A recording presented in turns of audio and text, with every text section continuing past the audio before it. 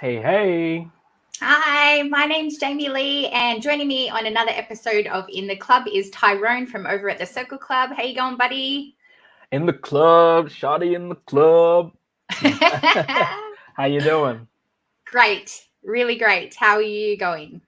Wonderful, wonderful. Thanks for having, as always. This is the best product on the internet. You. I'll How pay you you for doing? saying that later, bud. Today we're chatting all things DC. I know you've talked about it over on your channel, but I haven't had an opportunity to talk about it yet, and I wanted to talk about it with the pro. So we're going to be chatting pretty much all things DC, the new reboot, I guess you could call it the new slate. And yeah, if you guys are in the comments, then please join in because we would love to hear your thoughts. And we can have a little discussion about that. Hey, Mike, how you going? Oh, you're about to head to sleep. Okay, no dramas. Have a good sleep. I know you'll Night, watch this night. after. Good night. Hey, Drew, what's happening? Nice to see you. Or nice for you to be here to see us. Hope that Absolutely, makes sense. absolutely. Um, Alrighty. yeah, it's been an interesting week for movies in the DC and TV world. We finally got some stuff. A lot of James, stuff.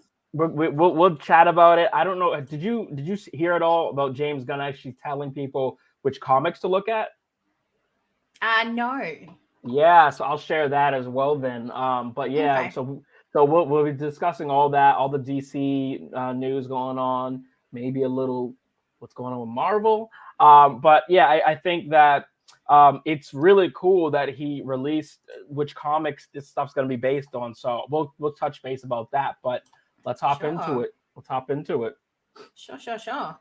Alrighty, so this is the stuff that I managed to find on the internet. So I had a little laugh at this because I was like, is this their viewing room? Like, that looks like my lounge room. It's so tiny. What's I going know. on there? And then Um, obviously you've got all the, what would you call them? The logos for the movies and stuff. yeah, And the logos, the slate of the different chapters. yeah, oh, well, chapter one, because all of this is purely chapter one, Sure. right? Yep. Yep. Yeah. Yeah, so that's a little bit exciting. And I found this one as well. And then we will move on to the individual. Oh, it's not playing. There we go. The individual things. Mm, I'll come back to that one shortly. So we've got okay. Creature Commandos. Creature Commandos Mm, will be an animated series of military superhumans written by James Gunn. Jameis Gunn. James Gunn's. Yes. There we go. This is the Um. little thing here. Yes. What do you think about this? I liked it. I thought I thought this was super cool. First off, we're calling rather than calling them phase one, phase two, he's calling them chapter. I think that's cool. It's a little nod to the comics, right? It's like this is a comic universe, so we got chapter one. Creature Commandos. What we know is this is sort of a military superhuman team. It's set during World War II, typically, these characters. But I think this is sort of like right up his alley, right? I mean, is he going to be the one directing this? I don't know, because he did say that he wrote this, but I had a feeling that maybe this was done prior to them coming in, because this will be like Mm, the first thing coming out. So I don't know. Is it really written by him? But then I don't know. How long was this in the works for? Do you know what I mean? Like, we don't really right. know. But So I'm not going to lie. I don't know any of these guys apart from Weasel, obviously, who was in yeah, the Suicide Squad, obviously played by James Gunn's brother. And then I found these characters. So these are the only ones that I could sort of make got a pin. Yeah, pin out. And they yeah. might be wrong anyway. That might be just me overlooking things. But you've got Bog Baby, who originally was like the creator of the Creature Creature Commandos. Commandos. Yeah, who Hmm. made the zoo and things like that to contain them. So in this, she doesn't look like she's got like an authority sort of role. She just looks like she's one of the team. And then obviously Frankenstein and Frankenstein's bride, who doesn't want to be the bride or whatever. So they're really the only like sort of three characters there that I can point out. And then obviously Weasel, who we know from from past DC projects. And like, Yeah, is his brother going to come back and play the same Weasel? Like, is this a continuation of the Weasel that we know, or yeah. will it be a new one? Like, is he picking favorites already, saying, all right, well, my brother's going to stay on for another 8 to 10 years, Yeah. You know, what do you think? I don't know. What I can say is this. So we do know this is a television series, right? It sort of seems like that band of misfits, that Suicide Squad type of crew, right? That like is James Gunn's bread and butter, Guardians of the Galaxy, right? So I think it makes sense that this is sort of the first project that he has coming out. I think that in the larger scale of things, it may be that this. Well, okay, so let me take a step back. So we all know Superman, Batman, all these big names, right? So it may be a little easier for him to ease us in by giving us people we've never heard of. And when you think about like how Iron Man was that first staple, like Iron Man, people knew, but like Iron Man was a no one. Like anyone who was like, "Oh my god, I love Iron Man," come on, let's be honest. Like Iron Man was not the guy, and it became that. And so I'm curious if these creature commandos will sort of become like that for DC, where we're like, oh my god, like Bog Baby, like I really want to see that, or if it's going to be more like Suicide Squad, where like they're characters that he can just kill off immediately. There's a couple characters we fall in love with, right? That kind of thing. But honestly, I don't really know the intention here, but I do think I've heard a lot of people go back and forth how they feel about this whole DC reboot, but I think I'm pretty excited about it. Just overall, like like my initial reaction to this, and getting something weird like Creature Commandos to start out, I think it'll give us the tone of like the direction that they're going in, because everything felt very Dark Knight, very dark, very gray, and like there's enough like color with these characters, enough weirdness with these characters where it'll give us something fresh. So that's my stance or take on what Creature Commandos is going to be. Yeah, fair enough. I mean, I'm definitely going to watch it, but I just thought straight away, why would he put something like this in where you have to fall in love with how many characters are there? 2, 4, 6, 7. So Yeah. that's a lot of characters to sort of get to know when we know one of them. Let's be honest. Unless you're a diehard comic fan, you know one of them. Maybe. So I'm just like, huh? But then at the same time, I need to remember that this is an animated series. Not everybody is going to be that hyped and sort of focused on, oh my God, have you watched Creature Commandos, things like that. Like I know people who literally don't watch any animation because they think that it's childish and cartoon. And I'm like, you guys are dumb. But anyway. Yeah. Oh my you guys God. are stupid. Just to be blunt. Yeah, but yeah, I do know people that are like that. So maybe just testing the waters with this one. Well, so what I'll say to that is Guillermo del Toro, the famous director guy, was like, he came out recently and was like, I hope people will realize that animation isn't something childish. It's like, it's just a medium to tell a story, right? So what James Gunn announced that I thought was really cool was that they're going to be using the animation to kind of go back and forth because it saves money. I think, the last time we talked about this, I was like, James Gunn knows what Marvel is doing. He's going to steal a lot of their tricks. I think that's what Marvel sort of wanted to do with the X-Men and a couple of other projects. But the voice actors that they have for Creatures Commandos and all these other projects is going to be the same as the live action. Yeah. So that'll be as the video games as well. They're going to keep it all in one universe, which I love. I was just about to say, how do you feel about that? I love it. Forces people to kind of wake their ass up, and like you said, your friends are like, "Oh, animations for children." It's like, okay, have you seen the Harley Quinn show? Like and it's funny because my brother, who is sort of like around our age as well, he's younger. He's a little bit bad. He's like 25, right, or 24 or something like that. And like, baby. Yeah, and like he started watching Harley Quinn, and the first thing he did when he texted me, he was like, wait, they swear in this? Like what? Like I had no idea. Oh, there's blood, there's like kissing, all this, And so I think DC in HBO Max, like they're I think the best thing that they've done is their TV shows, right? So I'm really excited for this. And I know you haven't seen it, but I think it'll be very similar to Invincible, the show on Amazon Prime.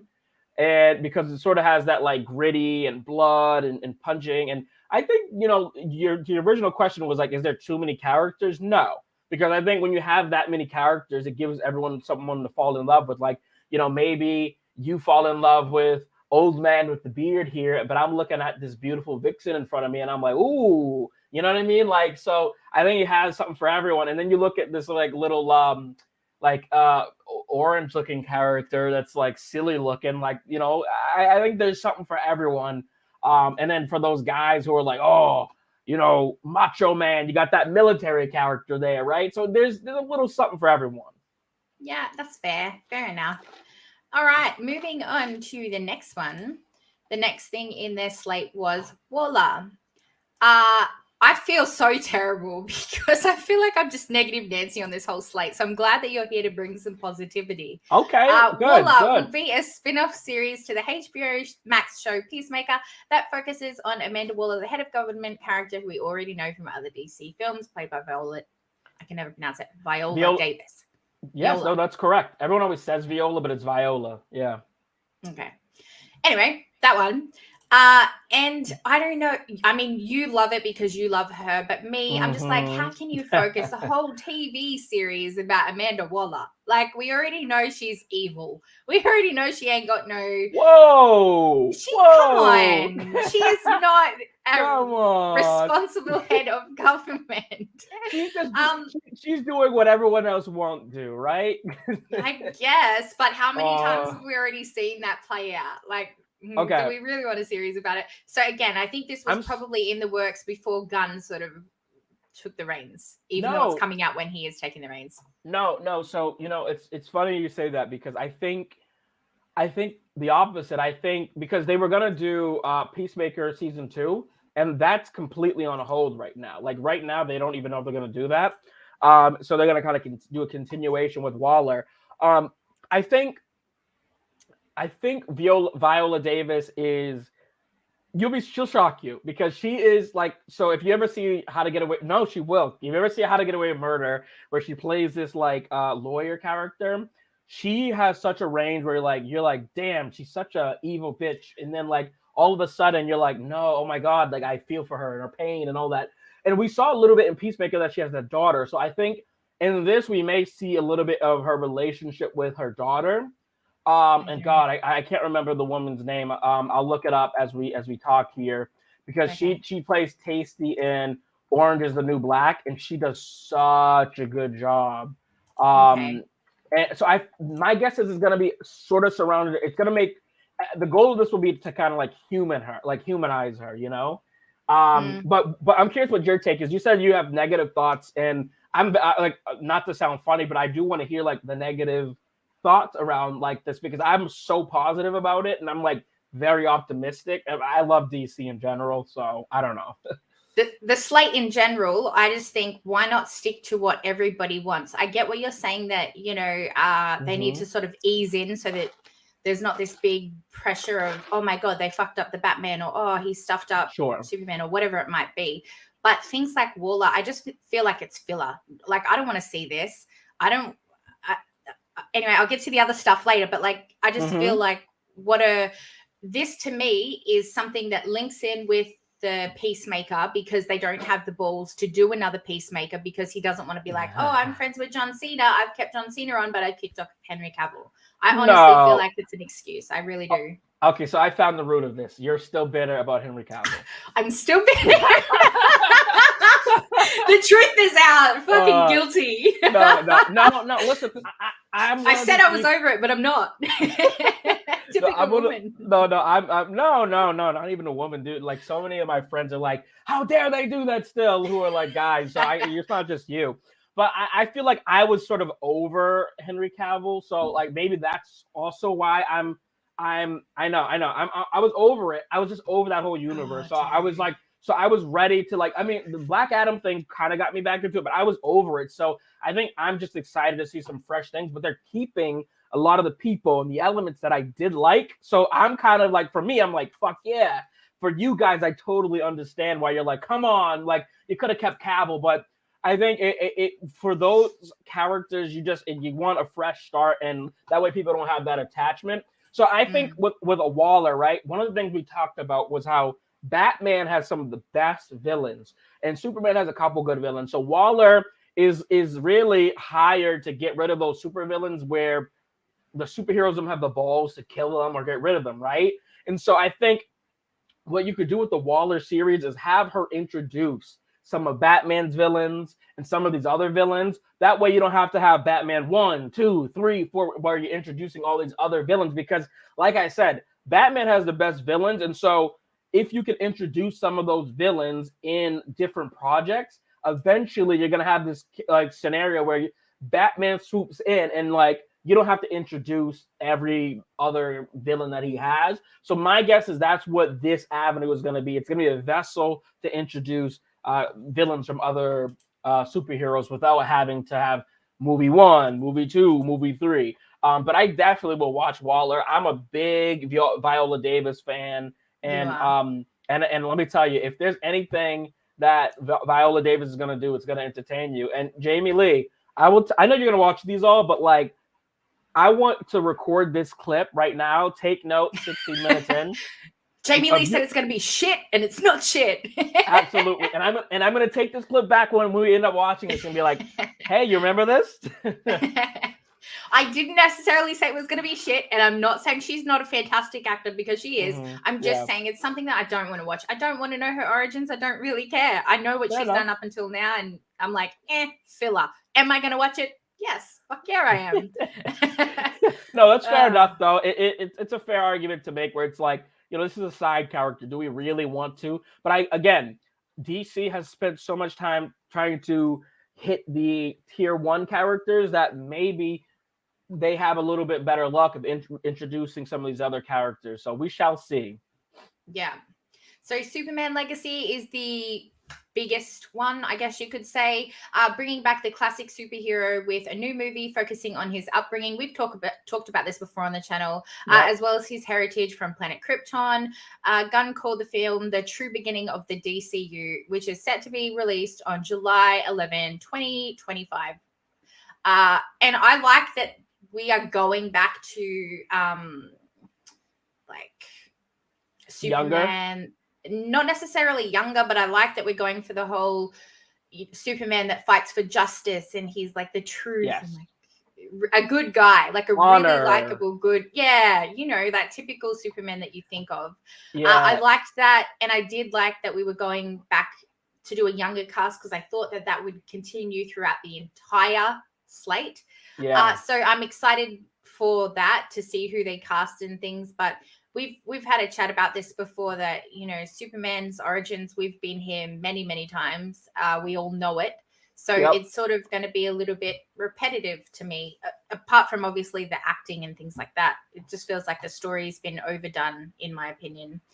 But anyway, that's what they've stuck with. And we knew this was coming, so I'm not really shocked by it at all. Yeah. So it's interesting because, you know, the way he described it is he said that it wasn't going to be the typical reboot.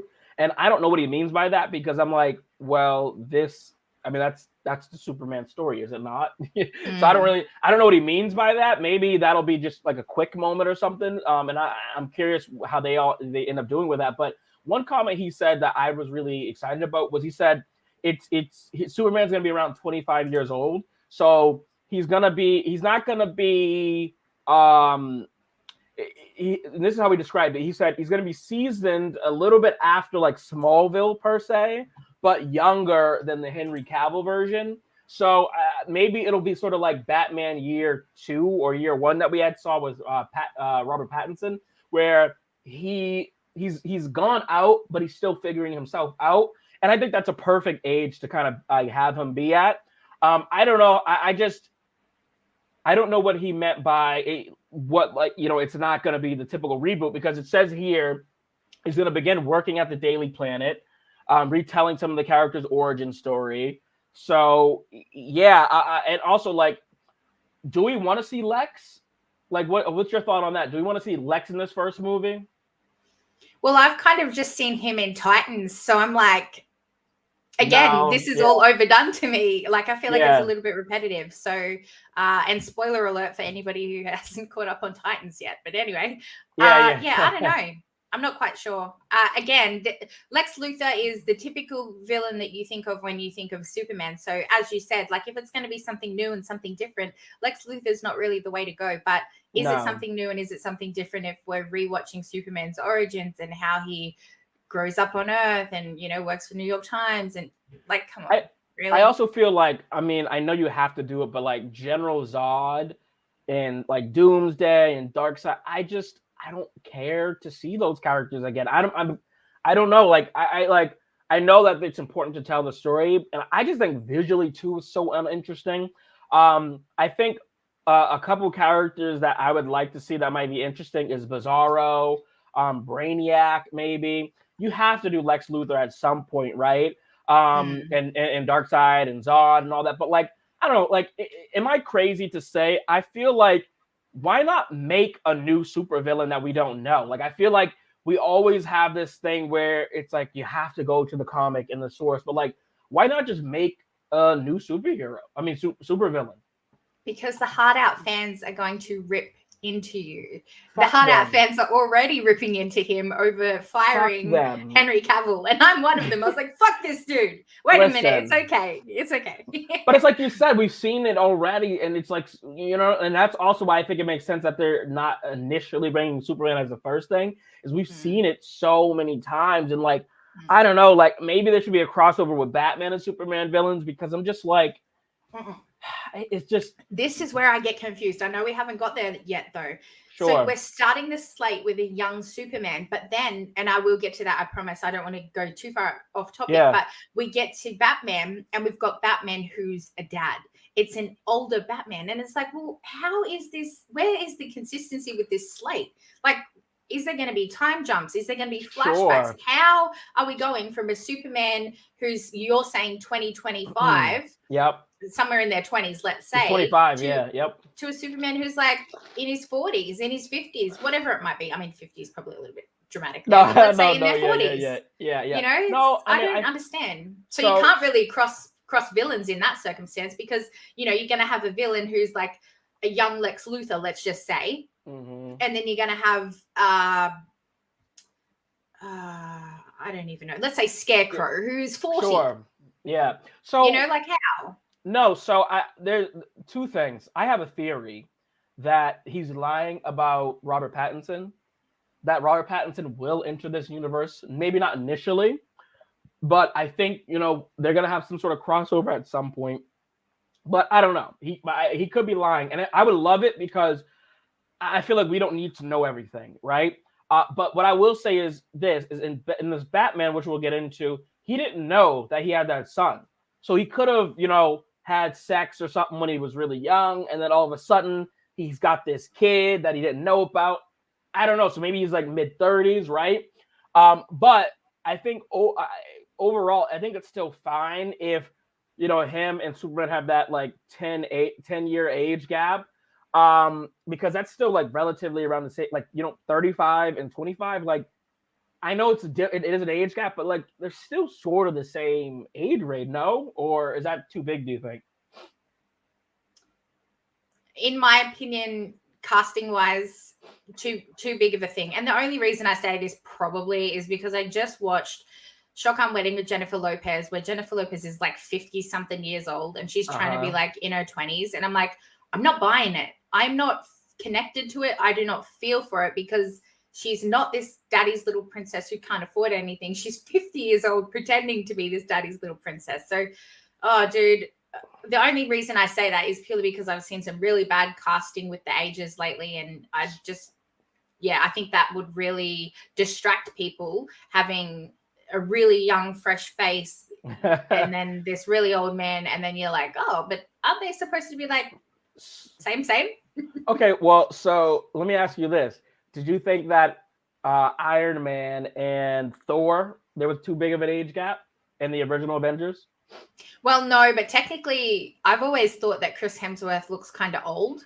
Don't get me wrong. I'm not saying unattractive, but he's always had sort of like anyway. Let's make sure that people know that. Yeah, let's get it out there. Yeah, be sexy. Yeah, but I've always sort of seen him as like, I don't know, just more like, maybe it's because he's got the younger brothers. I'm not sure, but I've always seen him as sort of old. So Robert Downey Jr. is currently no, don't. You mean hot. You mean hot. Robert Downey Jr. is 57 and Chris Hemsworth's 39. And so like you would not know that there's a 20, like you would be like 10, right? And Yeah. so I think it's possible for them to do that. I think the thing about Superman is if you get him where he's technically 25, but he looks around that same age, I think it could work. But let's reel it in for a second about the story before we move on. No, that's fine. We can move on. I just want to ask one last question. So you want him to be older, but like, does it really change anything? Because Superman is like, he kind of doesn't really age. Not necessarily about the aging. It was more so the fact that I wanted to see Superman that has already learned his powers. He already knows what Earth is all about. I don't want to see the origin side of things.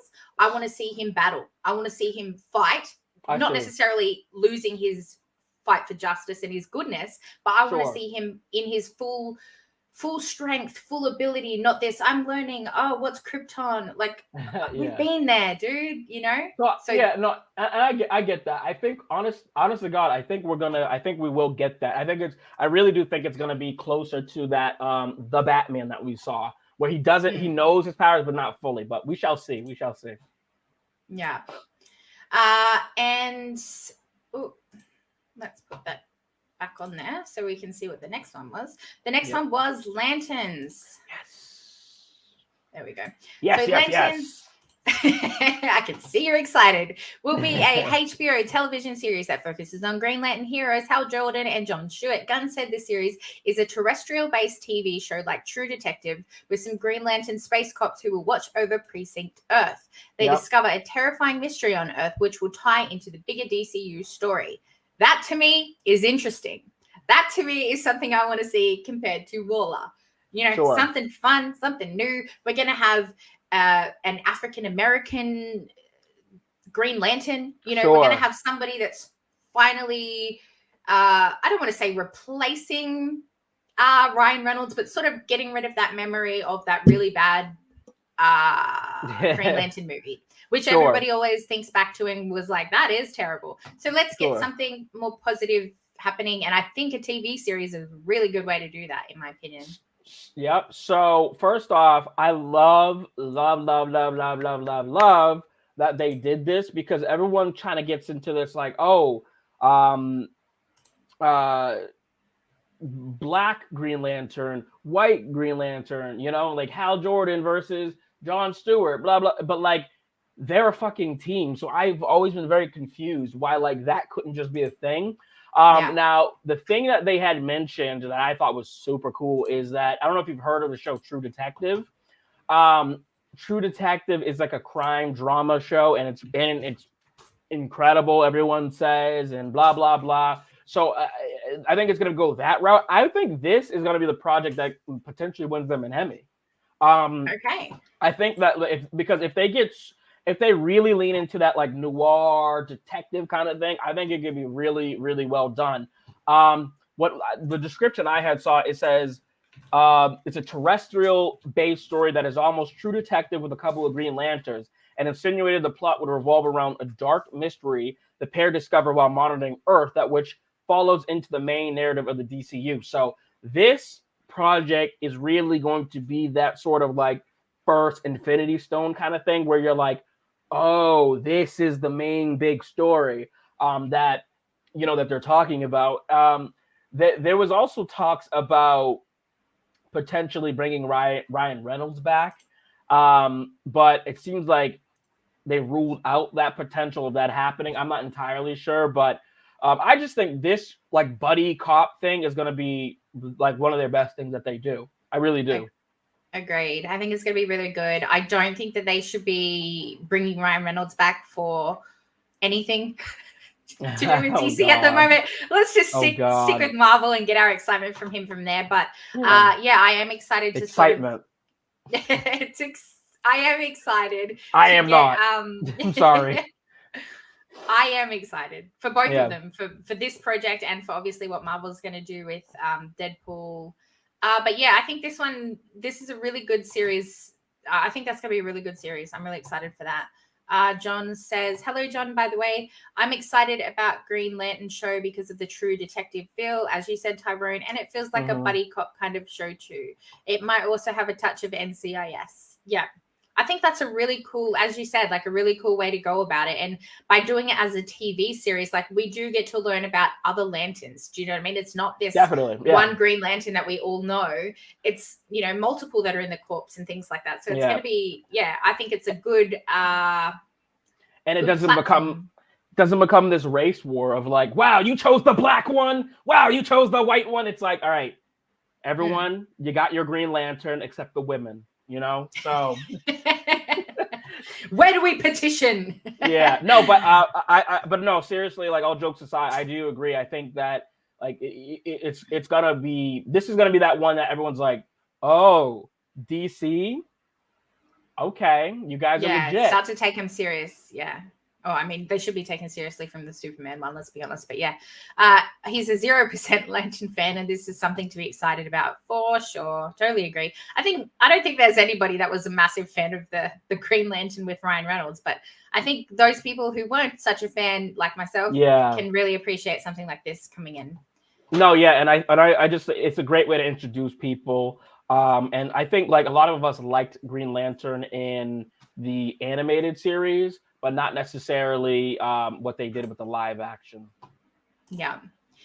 The next one, I'm a little bit pumped for this one, but I'm a little bit biased as well. So this will be a movie based on characters who want to fix the world because they think that the world is broken, and they will do that by any means necessary. Gunn describes it as a very different look on superheroes. It's based on the marvelous Wildstorm characters who will interact with the primary DCU characters. This is supposed to be a super violent, super gory, and super different tone, I guess you could say, of the DCU. So in my opinion, I took that as like the DCU's boys version. That's it, the version of the boys. And we all know how much of a fan I am of the boys. So I'm kind of pumped to see this one. I'm not gonna lie. If anyone who is the boys fan is you, Mike. I feel like I bring it up like once a month because I'm so bitter.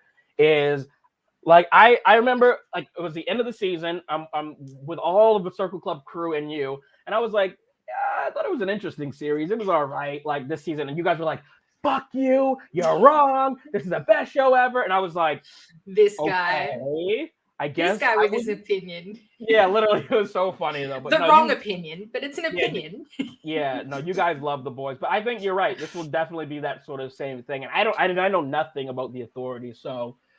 Again, giving us new characters that we don't know, because I'm trying my best not to shit on Marvel, but it's like it feels that like they're trying to give us the same characters over in Marvel, but like it's a woman, it's a man, it's a whatever, and like they have so many characters to pull from. You're like, what are you doing? So I think DC doesn't want to fall down that trap, and they're giving us as many, because think about it, we watched The Authority, right? Let's say we all fall in love with this British character here, right?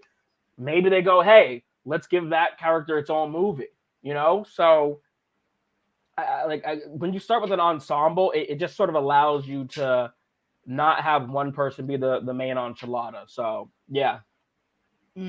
Again, with the first Commando one that we were talking about, like there's a lot of characters in this, and I just hope that it does go down the path of the boys, where we didn't know any of the 7 and we learned to love them. But with the 7 in the boys, it's a series. We over time grew to know what each character was, what their abilities were. Most of them were C words, let's be honest. I'm not going to use that word, but most of them were assholes, let's be fair.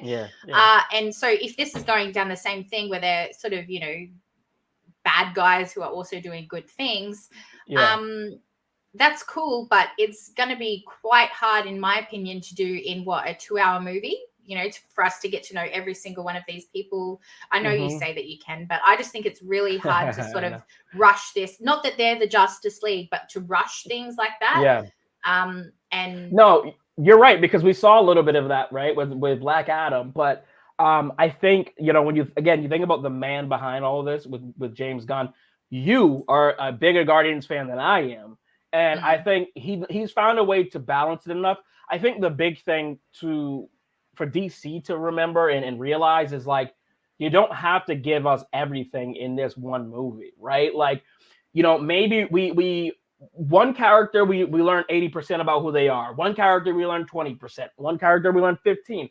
Then maybe they show up in a different movie or maybe a different TV show. And, well, that's the good thing about these guys is that he said that they will directly link with characters in the DCU. So they are going to team up and be like a future project. It's not just going to be a one-off thing, which is good. But yeah, I don't know. Maybe I'm a little bit off-put by the fact that like I don't know any of these characters literally at all. Same. So it's scary. Yeah. It's sort of a scary thing to be like. It's like I'm trusting you, James Gunn, because I like you, but like it's still like random characters. Like maybe there's not, and what gets to me the big scary thing is when you think about some of these like larger studios, Warner Brothers, whatever. It's like, okay, is the Authority a big enough name to get people to go to the theater? And then like maybe Warner Brothers is like, oh well, we're not making enough money and blah blah blah. But like, honest to God, I think this is what made Marvel work.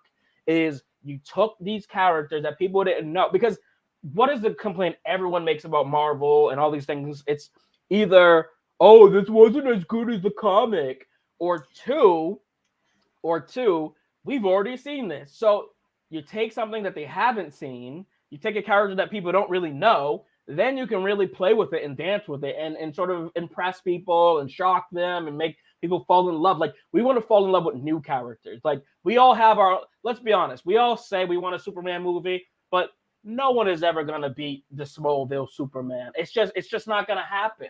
And like, because we grew up with, what's his face? Tom Welling. You're never going to be better than Tom Welling to me. I'm sorry. It's not going to happen. And like, you love Henry Cavill. So no one's ever going to beat that character. So like, because we grew up with these characters, it's really, really hard to surpass them. And so what can you do is you can have people fall in with characters that they don't know. So I think the Authority may be sort of like that. That's how you solve that problem. Yeah. Yeah, and also with Marvel, right? You have the thing where it's like, we don't kill, we don't do this, but DC does. So, maybe you don't have Superman kill and he can be that hopeful image that we love, but then the Authority is like, all right, we'll finish the job. Yeah, you know what I mean? We'll get the job done. We'll do the dirty work. Yeah. Yeah.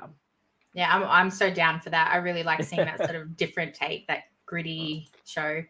Next one up is Paradise Lost, which will be a Game of Thrones type or style TV series based around the all-female island Paradise Lost, also known as Themyscira, where Wonder Woman was born. What do you think about this one as a TV series? It's set prior to Wonder Woman. I don't know if she shows up in this, to be honest with you. I'm a little nervous, not gonna lie, because I do love that he kind of has this idea of like Game of Thrones, where it like becomes this big thing and maybe multiple seasons, and like you really take your time with it. If again, it all comes back to, is the studio is patient and allows them to build this world like it's a Lord of the Rings or Game of Thrones. You allow them to build the world, then congratulations. You've made something here that is going to be incredible. But if they try to make the story where it's just rushed and fit the larger DCU like plot line and fill those holes, and they don't give the characters a chance to grow, then I don't think it's going to work. And in my opinion, the only point of a TV series should be that you're going to have multiple seasons, or it's going to be a limited series. And if you're making it a limited series, it has to be very intentional. It has to be intentional that you get to point one, the first point, and when we leave these characters, we don't want more, right? But if we want more and you're leaving us like a hook, I don't care for that. And to me, the Amazons are so cool that it's like, I would love to have multiple seasons. I would love to have Diana not have to be involved for this thing to exist, right? So that's what I'm hoping for season 1. I hope she does not show up at all. I think this is like her birth even. Do you know what I mean? And we just see how these women will like that literally fight and, you know, save their planet or island or whatnot. And I hope that maybe at the end, you know, we see her mum giving birth to her or some sort of like introduction that, okay, Wonder Woman is going to be introduced into our DCU world, whether it's, you know, she's going to be in the next TV series, like season 2 of this, or whether we're going to get some sort of time jump and she's going to link in with Superman or whatnot. But I really don't want to see her in this. I want this to be purely about the island, purely about the females, just totally go, what's the word I'm looking for? Not vintage, but you know what I mean? Like the Wonder Woman that we know. Yeah. It's almost like a period piece, right? Yes. Yeah. That's what I hope for it anyway.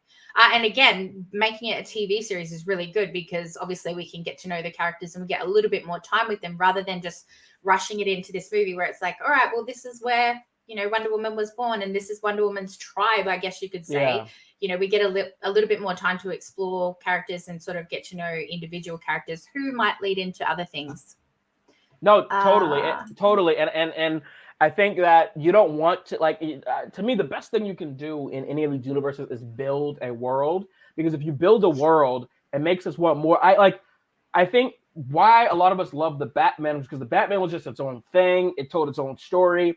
If it eventually down the line ended up connecting, cool, fine, whatever. But like, I think that's fundamentally, and the reason I am so confident in James Gunn is he is a director. He is a producer. He's not just like this Hollywood name, this producer type.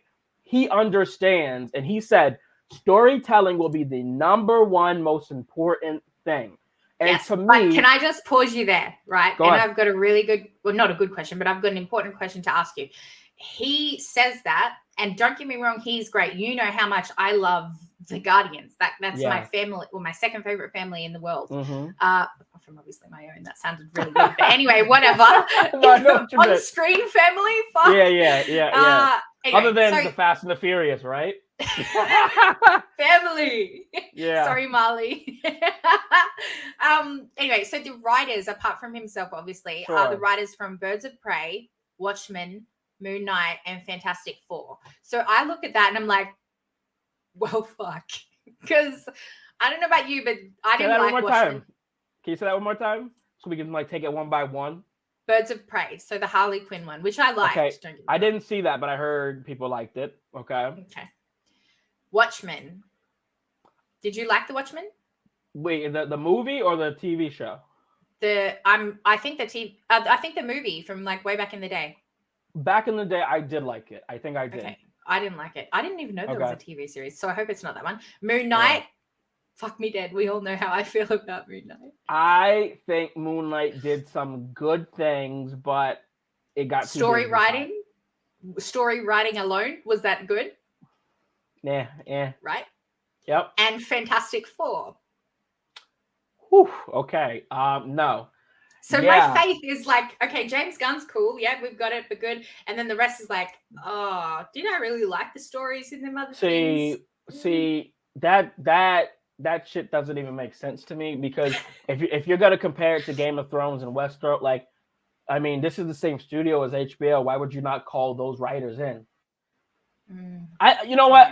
This is what I'll say is that is pretty down the line. And sometimes they'll announce something now, and then down the line they switch things up.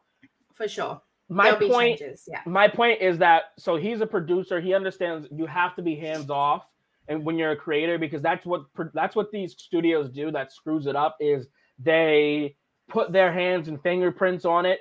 He knows. I don't know him, but I think that like the thing is, sure? I think what he'll do is kind of go, I'm not going to give you any notes. You give me a script, and then he's going to take that script and go, let's work on that a little bit, and then come back to me. I think it's going to be like a dance back and forth, but he's not going to like overrule it too much. And I think I do think if he feels you've gone too far, or you've got, like, he'll reel it in. And I think he's the person who I would trust to reel it back in versus a studio exec, right? So we will see, but you're right. Those writers, that's not a good. Not just for this project. Sorry, that was for the whole slate. Just putting that out there, but yeah. Oh, okay. All right. Okay. Yeah. And I just want to get this message up real quick before I move on. Jake from 3D Movie Cinema says, I love what James Gunn did with the Suicide Squad. Same. And Peacemaker, still haven't watched it. So I have faith in him, and I'm super excited for Superman Legacy and Lanterns. Okay. We were. And well, since it's basically Peacemaker season 2, and that's exactly what I was saying to you, Tyrone. They're pretty much just making a season 2 of Peacemaker without it being season 2 of Peacemaker to try and get around the fact that he doesn't want to fire his mates. Sorry, but he don't.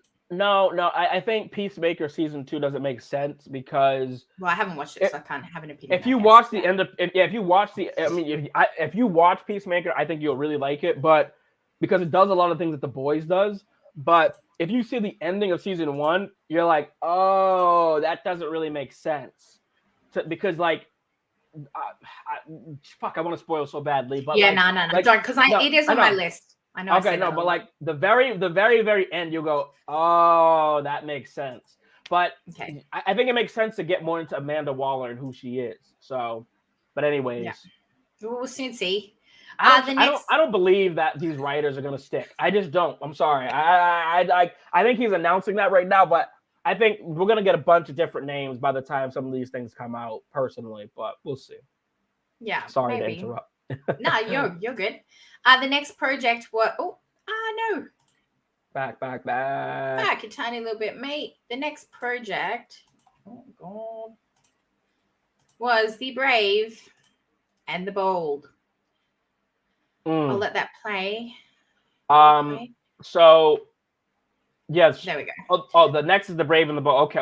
The Brave and the Bold is a new Batman movie that will feature Bruce Wayne and Damian Wayne, Batman's young little assassin, son as Robin. Batman tries to steer him in the right direction to get in line. The story is of the two of them and the beginning of the Bat family. Don't Can you I say dare. that? Is that my response? Don't you dare. Don't you dare, Miss Jamie Lee. Okay? First off, what I will tell you is this. So, James Gunn, this is what I wanted to mention. James Gunn had mentioned that he basically put out a bunch of different comics that he thinks that he's going to be basing these stories on. And one that this is supposed to be based on is Batman by Grant Morrison. And everyone says Grant Morrison's like the GOAT. They're like, this guy is like, just like, this is the guy, if you're going to base this story on, that you totally want. I'm going to put it in the chat so you all can see here. And maybe Jamie Lee could pull it up if she wants, but so we can see some of these different comics. Because this comic right now is one of the hottest. I bought it when it was $40, and now all of a sudden it's $65. Everyone is trying to read this thing. I'm gonna be reading this thing. If you guys are curious to come over to my channel, we will do a little book club, I think, on this. But Batman, Grant Morrison, Volume 1. Listen, first, before I jump into why I think this is gonna be awesome, I want to hear why you are so worried about this project. I'm not worried. I'm disappointed because I don't understand why we've got such an iconic character and we've got amazing Robins such as Nightwing, Dick Grayson. I know I'm biased because obviously I watched the Titans and I love the Titans, and he is a major factor in the Titans. And I guess you could say that I'm being hypocritical because I'm saying I've already seen that, but I want to see it again. But I want to see it done in the entirety. The Titans is about a family where they all work together, even though Dick Grayson is sort of the lead in it. Sure. I want to see him as the lead with Batman. He doesn't get much time with Batman in Titans, and I wanted to see that. I want to see Tim Drake because in Titans, I've had Tim Drake for I think one season, maybe a season and a half. Sure. And he hasn't even fought anything apart from a freaking snake. So I'm like, this guy's supposed to be my Robin. And I know Titans is cancelled and I can't keep relating it. But why are we jumping to his son, Damian Wayne? I'll tell you. Please do, because I don't understand how we're going to go from this movie, which is chapter 1. And then when's the next movie come out? Who's your Robin going to be then? What, then you're going to say, oh, wait a minute, we're going to go back and be Robin number 1, which is Nightwing. Like, how are they ever going to progress if we're starting at the end? I just think it doesn't. I think a lot of those things don't matter. I know that's tough for fans to hear, but the truth is it does not matter. Like, if I'm James Gunn and you're like telling me this, I'm like, shut the fuck up, because like the way I see it is like, just because in the comics you had this does not matter for this is an adaptation. If they want to bring back Dick Grayson down the line, sure. Maybe, did you think about this? Maybe in 15 years, 10 years down the line, they have this multiverse thing where we get Dick Grayson. Maybe we get a different, younger Batman. Like it's just, they literally are so early in this. The thing to remember is that Batman did not know that Damian Wayne was his son in this story. Exactly my point. And you've got a 2-hour movie where you're going to try and introduce Talia, his mum. You don't even Damian's. You do, because people are going to sit there and go, who's the mum? And then what? We've completely skipped over Ra's al Ghul's chapter? Like, but what did I tell you? But what did I tell you? You don't need to do it all in one movie. Like, it's because Marvel at the beginning and go to the end. Marvel has rotten everyone's brain where we think that like you got to be like phase 1 is this whole blah blah blah, phase 2. But no, you can take your time with this. Maybe we explore Robin's story in animation. Maybe we explore it in a television series. Maybe he brings it up somewhere else when he's talking to Kal-El, and they're like having like a heart-to-heart and they learn more. Like, I don't know. Like, it doesn't all need to happen in this first movie, because you want to leave that intrigue, that mystery, to make us, the fans, go, oh, I gotta know, like, what's the origin? And then maybe down the line he gives us that. If you give all the solutions and all the answers to start out, what do you have to build on? Nothing. A great universe, a great story is constantly building that makes you go, holy shit, I didn't know that. Because, like, okay, I'm just throwing this out here. Like, I know it's completely ridiculous, right? What if we get down the line and we get a movie of Diana and we find out that Diana is actually Damian's mother? You would like lose your shit. You would be like, oh my God. Because he's not. I know, but yeah, I know. But like, you get what I mean, right? You're like, holy shit, like they're wowing us every time. And honestly, Batman and Wonder Woman have had relationships throughout in several like comics and animations, and like, it could happen. I know it sounds crazy, but it could happen. And like, if you give us too much up front, you have nothing to build on. Now, what I will say is this: the way James Gunn was describing this version of Robin is that Damian Wayne is basically a little shit, is what he said. He was like, he's like a little badass, sort of like what's his face? The next Robin that we got in Titans. Never remember his name. Jason Todd? Yes, a little bit like Red Hood. Yeah, like a little bit like again. Why are we not getting a Jason Todd Red Hood? But anyway, I know. But like, it'll be a little bit like that, where he's off the rails and he tries to reel him back in. But Jamie Lee, what did I tell you about a month ago? I said DC has sidekicks and Marvel does not. So you slowly got a kid who's like off the rails. You reel him in. That is foundationally what Batman did with Robin.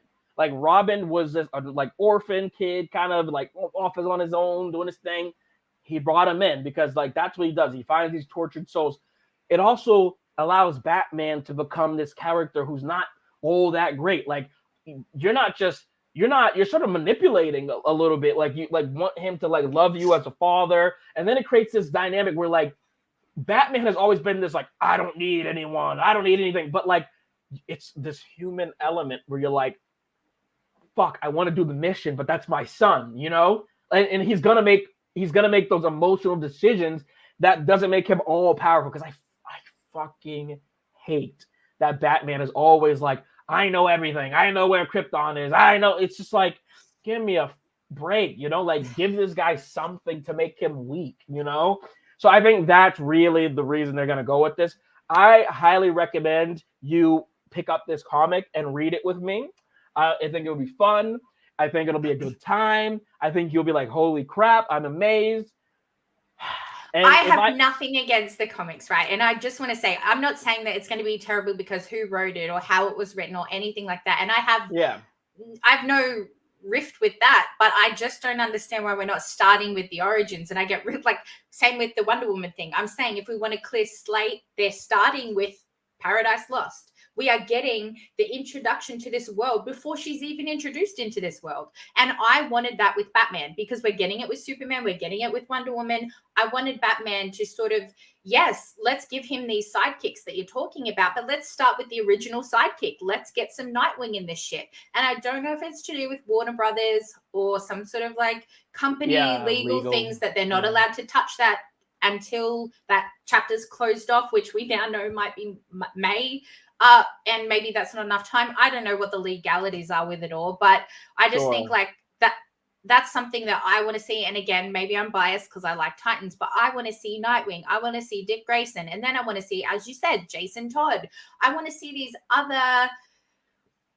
other Robins before I get to Damian Wayne, because they haven't even introduced, his granddad, the villain. Like, it just seems like so much story is being wasted rather than start it here, like start at A and get to Z. Don't start at Z and come back to fucking, I don't know, C. Like Z. F or whatever it might be halfway. Oh, Jesus. Man.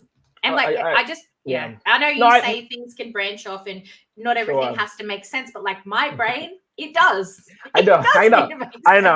Oh God. My OCD says, if God, if you are there, I will get on my knees right now. God, if you do exist and you do one thing this year, get Jamie Lee to watch One Piece. Because if you watch One Piece, fuck me dead, here we go again. No, listen. I think you'll have a greater appreciation for what I'm talking about, because honest to God, that's what it seems like. It seems as if that's sort of the tone that he's going with this thing, where it's like you take a couple, like as you said, you're at the end, and then people go, wait, how did we get here? And like slowly, if you know where the end is of your story, you slowly can give people like little bits, and like we start putting the piece together. Like again, with Marvel, we've become so accustomed to everything having to connect, everything being up front, and if we don't, we get so frustrated. That's why Phase 4, despite Phase 4 having great ratings and reviews and all this stuff with people are so pissed off because it's not connecting. But when you get to Phase 5 and 6, people are going to go, oh my God, this is the greatest thing ever. Like Phase 1 was literally not as popular as people think. Everyone remembers that in their brain, but it was not that way. Like we all really fell in love after Phase 1 had like just closed off, and we were like, oh my God, this thing is so cool, blah, blah, blah, and like, I just think we all have to have a little bit of trust, and we're talking God. I mean, this is like towards the end almost of chapter 1, right? So, like who knows, by then, maybe like they've screwed up so much we don't even care. Maybe they kind of change it a little bit, right? Like, so I think we can't think that these stories are finalized. Like he's saying this is the goal or where they want to go, but like, these things happen where projects get pushed back, the public reaction changes. So, maybe you're right. Maybe there could be a misdirect where we think this is Damian, and then we end up getting Dick Grayson down the line. Who knows? So I don't think so. I think he's going to stick by what he's said, but I hope so. I'm just one of the unfortunate people who don't like what he said currently. But anyway, such is life. Am I going to watch it? Yeah, you're fine. And you're right. You're right to think that. You're fair to think that. So I'm just biased because I love Titans and I just want to see more of that, I'm guessing. So anyway, moving on. I feel like he won't screw you over with Titans.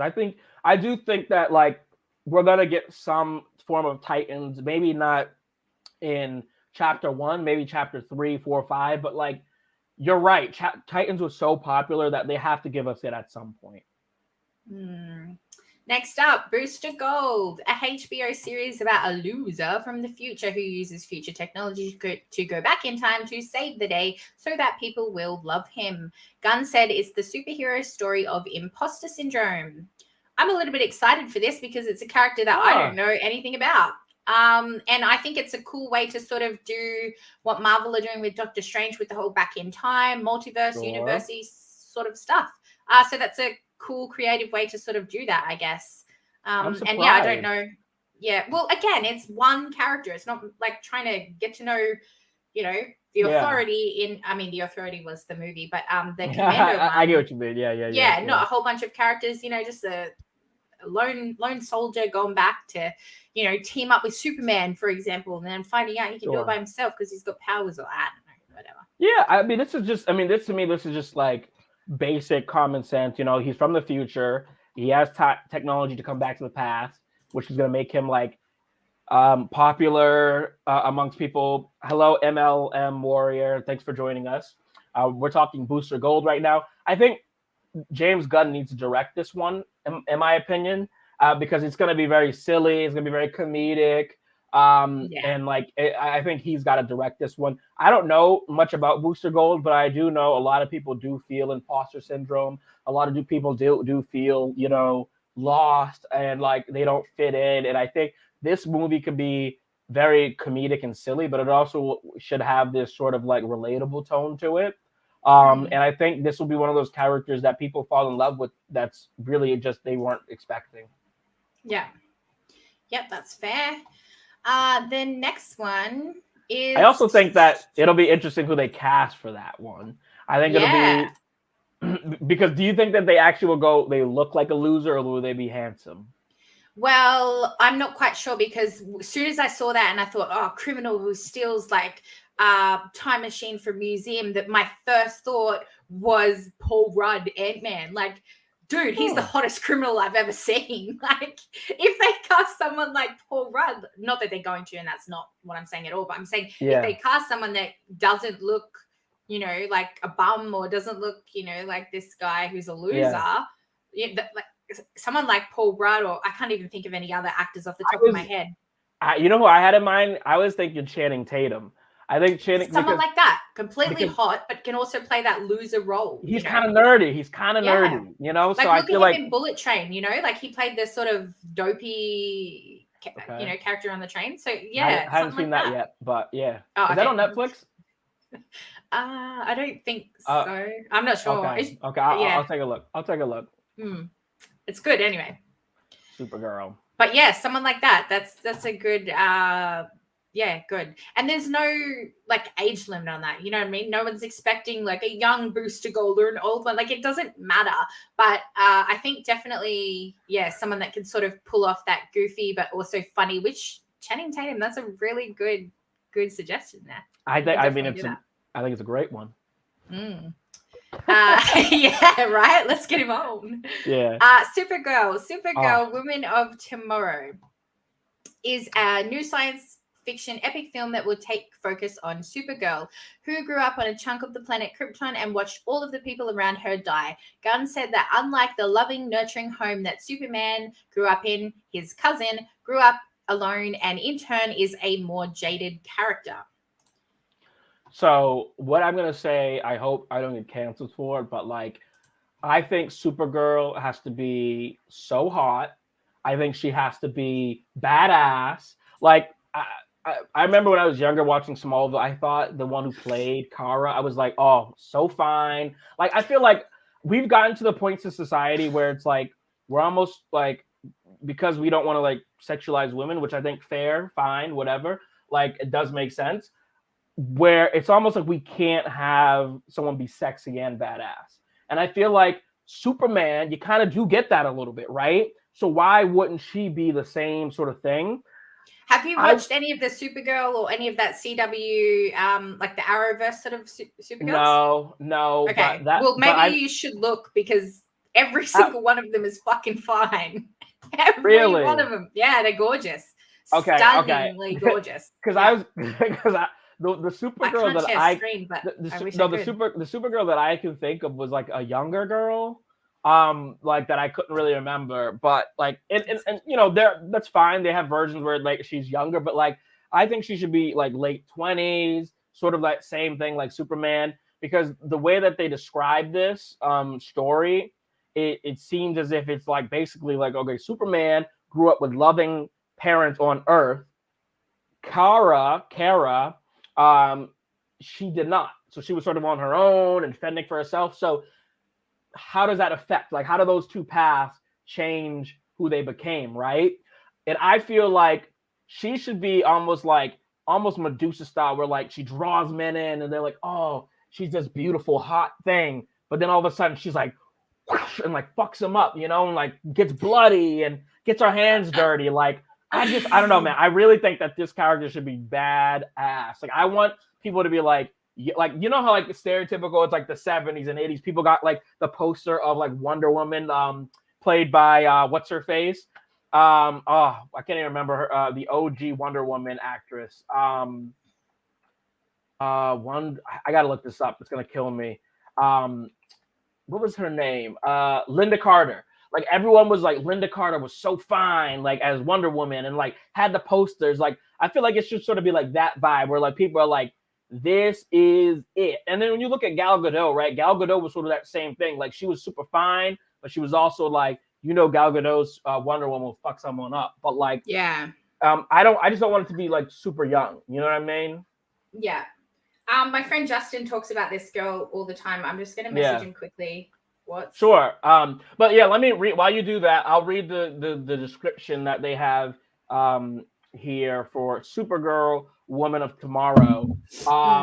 So the description here is, it's like Supergirl. Oh wait, I think I read the wrong one there. But the comic is sold out everywhere. People are like going crazy over this thing. But yeah, I mean, long story short, it's going to look at how like her background was different than Superman, but she's going to actually interact with Superman as well. It's not going to be like, who are you? Like, it's clear. It says, we already know the 8 to 10 year plan is 2 chapters. There's ending a basic story, but it's not ending of the universe. So usually when Supergirl gets involved with Superman, it's like, oh, we got to come back home and, like our save our race and people and all that. So I don't know. Do you think they're going to go that route with it? Like, what is the story here, I guess? I've got no idea, because again, I'm confused that if we're going back to Superman's origins, like, how the fuck are we going to link him with Supergirl? Is that going to be her origin as well, that she is fuck, I don't even know. I'm frustrated.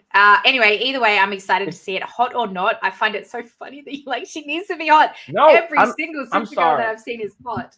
I know. I'm sorry. It needs to be like, I guess maybe because I'm getting older, like I'm like thinking like I don't want it to be like some 16-year-old Supergirl, because like I feel like it's weird to have like, it's like you have everyone else is like in their 20s and then they make her super young, like, because like, okay, what they could do, right, is sort of like what Marvel's been doing. What's he saying here? I hope you can see that. I said, what's that Supergirl's name? The hot one. And he goes, which one? They're all hot. See my point?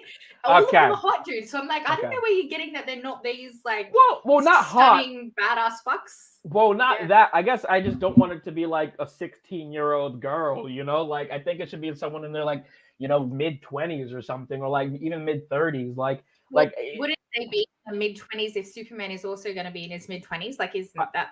I hope so, but you just don't know. And I think when I was going back to Marvel, right? Like when you look at Marvel where they are, where it's like they have like the younger versions of all the characters, I'm just hoping that it's not like, okay, we can like hire this young actress who's like 15, 16, and then keep her for 10 years, and then she takes over for Superman is all I'm asking. Like, I want her to work with Superman, Yeah, gotcha. All right, well, that's that project. The next she has to be hot. Yeah. Oh you can cast whoever you want, but she's got to be hot. Yeah. And the final one, I'm really excited about the final movie. I've got to say, fuck, my chat's going off. Hold on. Right. Is it playing? No, it's frozen. There we go. Come on. We got one more, yeah? Swamp Thing. So I take Swamp Thing. I'll read it first, I guess. Swamp Thing will be a very dark horror story. You're not sure, really? Will be a very Nervous. dark horror story which tells the origins of the monster. Gunn says that it's tonally darker and different outside of the rest of the DCU, but will feed into the rebooted DC Universe story.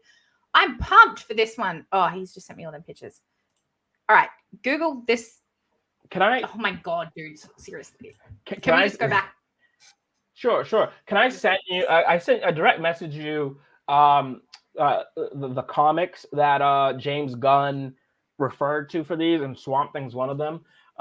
If you could put that on the screen. I can't remember last time that I did the screen share. My thing turns off. I can put it in like a presentation, but I can't share screen unless I do it at the start. So, but I'm just gonna send you this picture, dude. Have a look at this babe, and you're telling me they're not hot.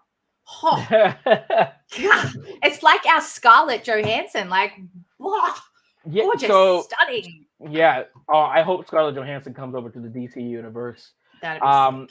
But no, like, so like, let me. Oh yeah, exactly. I mean, come on. Exactly. That's what I'm saying, though. Like, it's.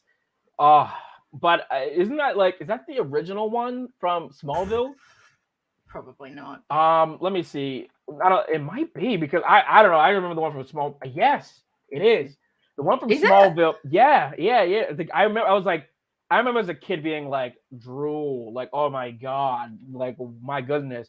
But what I was gonna say about the comics. So it's called Absolute Swamp Thing by Alan Moore, Volume 1. I will be reading that at some point to catch up. But I think this could be. If this is the final movie that they have, what he said that makes me confused is that he says it's gonna be outside of the DCU, and I'm like, what does that even mean? He didn't. He said it was gonna be tonally outside of the DCU. He didn't say the project was. He said tonally, meaning it's gonna be darker. It's gonna be. I took it as it's gonna be the Werewolf by Night of DC. So it doesn't necessarily link in at the moment with anything, but it's completely dark, completely different, and just something way off to what we're used to seeing in Superman, Batman, The Authority, all these other things that we've just listed. He didn't necessarily say it's going to be outside of the DCU itself. Okay. Because outside of the DCU is now called Elseworld, I think it was called. Oh, I don't care what it's called. Honestly. Yeah, DC Elseworld. So that'll be like the Batman that you were talking about, the one that we all love with Robert Pattinson and stuff. Robbie. Yeah, and the Joker 2, is that even what they're going to call it? Anyway, the other Joker. Yeah, that Joker. Yeah, so that's all going to come into the Elseworld. Yeah. So Swamp Thing, if it's like that, then sure. I think this is a movie, so I think like if you have this really dark, DC is not afraid to be like, fuck them kids, like they don't care if kids can't see their movies, which I think is awesome. I think that they could do something very cool, but like what I'm worried about is like how cheesy it may look with like dripping swamp like everywhere, and like like a lot of these things is gonna come, like the special effects. I think the stories may be really cool. I honest to God think Swamp Thing would have been very, very perfect to see in like a TV, like an animation style. But because they're doing it live, I'm a little bit nervous. I can't lie to you. This is the one project I hope I'm wrong about. But I do like I like that comparison that you made with Werewolf by Night. I think you're right. I think that's a really. I am excited for it though. Yeah, I'm really excited just for something different. Something like I think they called it like a special. You know what I mean? You know how they did like the Guardians Christmas special, something like that. That's just, just different. Something different. I'm excited for it anyway. Yeah, fresh, I really like Werewolf by Night. Yeah, something fresh. It's fresh. It's something new. It's something that another company hasn't really dared to do a ton of. But so of all of these, which are you most excited for? Excited. I would say, I know it sounds like biased and off topic, but I'm going to say The Authority. I really want to see that take on The Boys, like really violent, really gruesome. The Boys has taken off. You know, I didn't expect it to. I thought it'd be a really small niche of people that would enjoy it, but I'm curious to see what DC do, like with a version like that where they just don't give a fuck, like totally rip in. I want to see that. And then the next one is probably the Batman, The Brave and the Bold. I really, I'm not. After talking all that shit.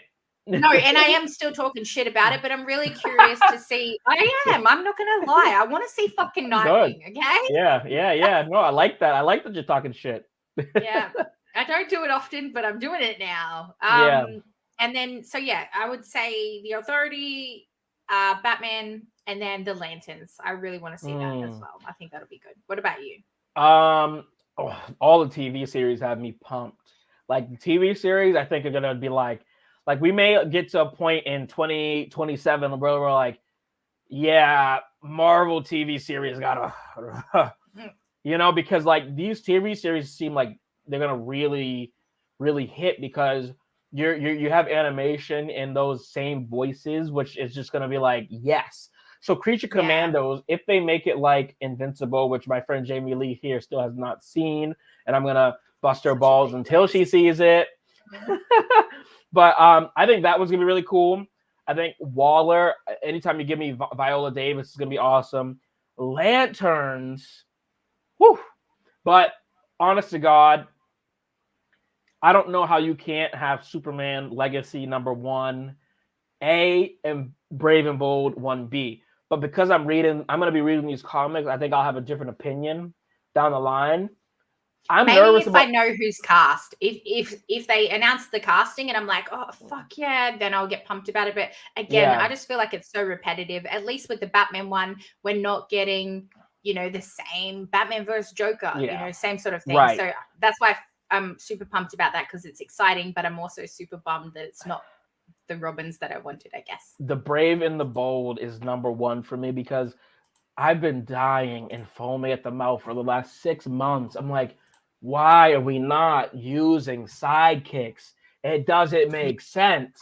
Like, I don't know. I have to like manifest it into the world that I get to work with this project somehow. Like where I'm like, James Gunn, like, let me be an extra. Let me like something like I gotta be on this set. Like, holy shit, like this movie is gonna be so cool. And I think the big thing is that what they're doing with this is gonna be the formation of what he calls the Bat family. And so that's Alfred, that's Nightwing, that's Jason Todd. It sure is. It's Bat. It's Tim Drake. Yes, it is. No, Tim Brown. Drake. Yes, it's all these characters that I wanted to see before we got to get Damien. That's my point. Selena Kyle, and like it's just. I know that you're like, how does it make sense that we get Damien before we get these other ones? I really just think it's one of those things where he knows it's going to tick people off. He knows there's going to be a demand for it. He knows if he teases it a little bit, what does that give him? It gives him plenty of projects for chapter 2 to start exploring those things. If we started where we've already gotten with some of these other ones, all you're going to do is compare it to Titans. That's all you're going to do. So, it sort of gives him that protective layer to not jump back into those. But Batman is just too big to fail. Let's be honest. It's like Batman just works. It just works. They figured it out. I think the Ben Affleck one was kind of poo-poo, but I thought that whole universe sucked.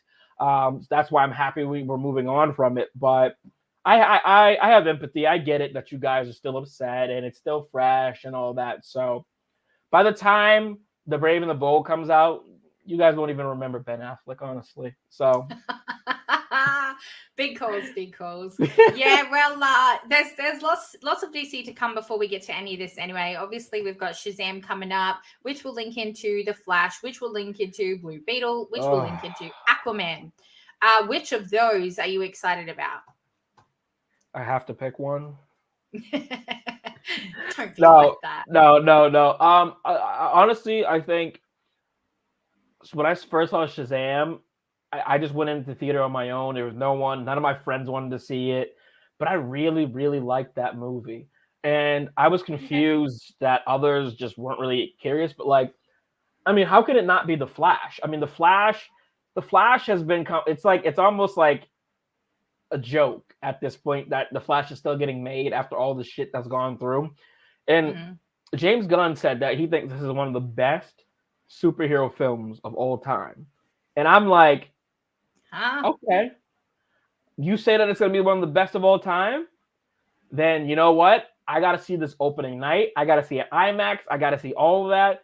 And I want to come out of that movie not only just being like, holy shite, but like crying. I want to be crying. Like, that was beautiful. And so if it's anything but that, my trust in James Gunn is going to go out the window, because you can't tell me that this is going to be this is one of the greatest things. The other thing is we get Michael Keaton as Batman in that. So, and apparently Ben Affleck. So you're getting all the Jamie Lee. I don't know, dude. Like, what is yours? What's one of yours of those that you named? Blue Beetle. The rest can just Blue Beetle. Right the fuck off. Yep. Are you joking? Nope. I'm dead set. 100%. That's what I want to see. I don't want Aquaman. There's too much. To be fair, I didn't really care too much for the first Aquaman, if I'm being honest with you. And Shazam 1 was good, but Shazam 2, when we watched that trailer together, dude, I was like, what the fuck is this shit? And if it doesn't link into any of these new projects, for example, Superman, Batman, fucking The Authority, Commandos, whatever the hell we just listed in this thing, I'm just like, Am I going to watch them in gold class first night? Yes. Am I going to enjoy them? Hopefully. But am I excited for them?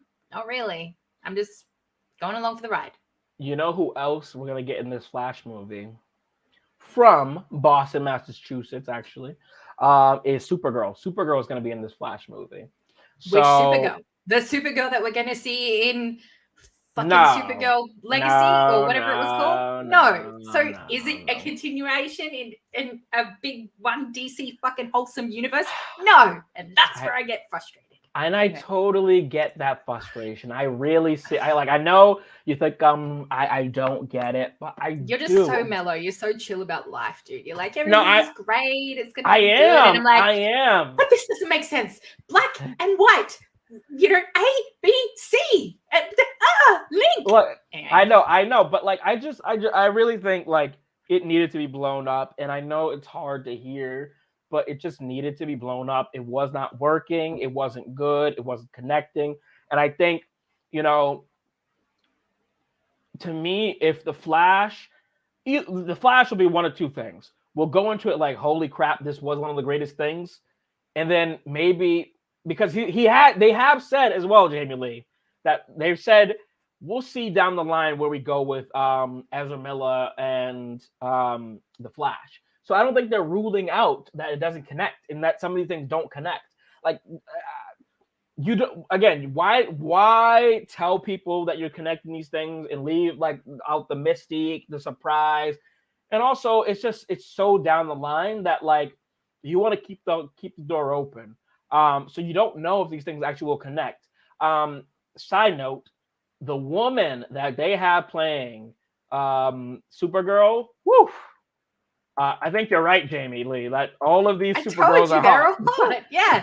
Justin sends me pictures of them, and I'm like, "Fuck, that one's good. Fuck, that one's good." Sasha Cal from Boston, Massachusetts. Like, let me Google. She just looks like she's exactly what I'm talking about. Like, she's hot, but she's got a badass thing about her where you're like, I direct message you her Instagram. Like, she's just. I hope so, because mine came up with a singer. Oh yeah, no, like it like she just like you look at her, you're like. Badass, she will fuck you up, like she can hold her own. Like, I don't want this young girl, like boss girl kind of thing that they want to try to do where it's like we're trying to appeal to a younger generation. Like, no, you can be a young girl and also be a badass. Like, let's throw out this like thing that because she's a girl she can't be like badass looking. She's the current one that you sent. She's going to be playing in the next season. No, this one that I just sent? Yeah, that same girl. Yeah. Is it what season of what? Supergirl. Is it the CW one? No. Hold on. Well, what I saw here. Sasha Callie, is Sasha that her name? Cal. Yeah, Cal. Yeah. Yeah, she's going to be playing her this summer. Yeah. No. So she's the next. Oops, sorry. Yeah. Oh no! What I saw here was that she's in the Flash. They're gonna have her be in the Flash. Well, she's also currently, or going to be currently, their Supergirl. That's what he tells me. She must be already in there. What do they call it? Is it the CW or is it the Arrowverse? What do they call that sort of side? Oh, the Superman and Lois sort of. Not DC. Yeah, not the DC. Yeah, it is. It's that Superman and Lois one. Okay, yeah. Anyway, that's her. She's hot. That stinks for her because then that means she's probably doesn't have a chance to be cast in the future one. But and that goes back to your point where it's like, how can we really care that much about these if they don't end up sort of connecting? But I think honestly that'll come up to us if the stories are good enough. One thing that I saw James Gunn say on Twitter, he says you can't start a good project by saying what you're not going to do. So that being said, I don't think he has the mindset of, okay, we're not going to bring these actors back. We're not going to have these multiverse things. I think he's going to be open to the idea. So it's all a matter of time. And honestly, we shall see. We shall see. Yeah. That's all it is, just a waiting game to see what we like. But yeah, I'm glad that they've put out a list for us. I'm glad that, there's something for people to be excited about or to talk about because it is a bit nerve-wracking when there's sort of nothing. You think, oh, well, what are they going to do? So yeah, it's good that we have sort of a guideline and outline of things. And yeah, yep. And I didn't mention it, but if you go to James Gunn's Twitter and just scroll down and go through the media, he actually put out that the comic for Supergirl is going to be Supergirl Woman of Tomorrow by Belisk Elvely, whoever that person is. So point being is if you are very hungry or curious about where they're going with some of these directions and all that stuff, he is laying out to say, these are some of the comics that they're going to be based on. Doesn't mean it's going to be one-to-one. So, I kind of like that. I like that because I think unlike Marvel, where we're so in the dark and they don't give us anything to reference, at least we have sort of a reference point, something to get us excited, right? With the comics. And it also gives us something in between to sort of enjoy. So thank you, Mr. James Gunn, for doing that. Yeah.